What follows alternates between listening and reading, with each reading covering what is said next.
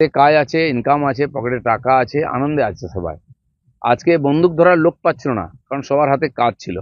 তাই এই টুরিস্টদের তাড়িয়ে আবার বেকার করে যুবকদেরকে আবার হাতে হয় বন্দুক তুলে দেবে, পাথর তুলে দেবে, গ্রেনেড তুলে দেবে, আর কটা টাকা দিয়ে তাদেরকে আবার দেশবিরোধী কাজ করাবে, সেই চক্রান্ত চলছে।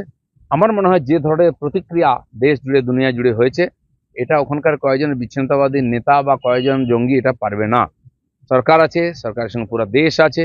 আপনি দেখুন যে জওয়ানরা শহীদ হয়েছেন, যে টুরিস্টরা শহীদ হয়েছেন, তাদের প্রতি মানুষের সমবেদনা দেখুন। মানুষ একদম ঝাঁপিয়ে পড়ছে তাদের সম্মান সমবেদনা জানাবার জন্য।